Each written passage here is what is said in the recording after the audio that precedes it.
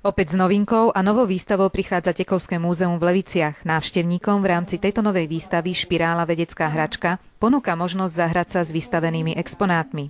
Predpokladám, že výstava Špirála vedecká hračka predstaví špirálu nielen v podobách hračiek alebo umiestnené v hračkách, v rôznych typoch, kvapalinách, v spružinách, v optických javoch a tak ďalej.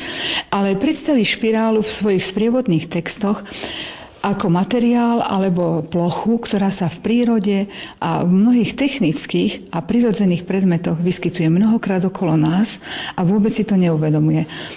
Ona je v podstate taká kúzelná, ona je často, ona je v našom tele a tak ďalej a je to pekný tvar. S rôznymi tvármi a modifikáciami špirály sa stretávame v každodennom živote. Ak sa lepšie pozrieme okolo seba v prírode, v domácnosti, v priemysle, v umení, v hračkách, všade môžeme objaviť špirálu v inej modifikácii. Ak ľudia oceňujú koleso ako najväčší vynález, trošku sa na tú špirálu zabúda, hoci od čias Architáša Staretu a cez Archimeda je to plocha, ktorá posúva naozaj ľudské poznanie a ľudskú techniku.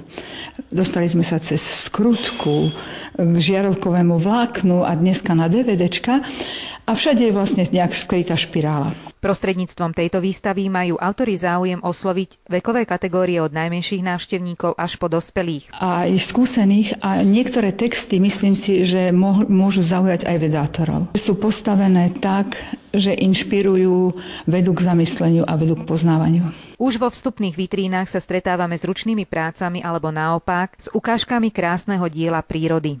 Veľmi nás potešilo, keď pani doktorka Novodomcová svoj výtvarný objekt Optimistická špirála venovala k putovaniu tejto výstavy a myslím si, že je takým dobrým úvodom. V tmavej časti výstavy už nie sú hračky, ale ukážky napríklad stroboskopickej špirály. Myslím si, že sú dobrým doplnením, že aj v svetelných javoch a lampách priamo sa dá ukázať špirálová plocha. Autorka výstavy ma zaujala svojim neskrývaným nadšením pre špirálu, pre všetky detaily, ktoré so špirálou súvisia, s množstvom poznatkov, ktoré získala o špirále a prečo ju samú špirála upútala. Lebo som ju jedenkrát našla v kaleidoskope v svojej najobľúbenejšej hračke a zdalo sa mi, že to je niečo také, že nad čím stojí za to rozmýšľať, že kde všade máme všelijaké struny, strunky, ako tá naša DNAčka funguje a tak ďalej. Proste bolo také inšpirujúce niečo, že je okolo a málo kto sa tomu venuje. Že aj v hudbe máme špirálu, aj v umení všelijakom výtvarnom a tak ďalej máme špirálu. A sú veci, že neuvedomujeme si to, tak prečo na to neupozorniť? 6. marca v Tekovskom múzeu bol zároveň pre pedagógov pripravený seminár pod názvom Hračka ako prostriedok edukácie, ktorý garantuje pani doktorka Eva Balážová, kandidátka vied z Pedagogickej fakulty v Banskej Bystrici.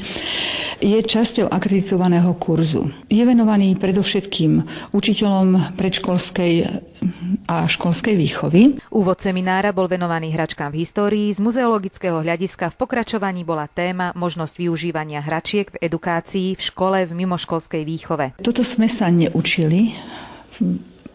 Ani moja generácia, ani tá po mne sa neučila pomocou hračiek.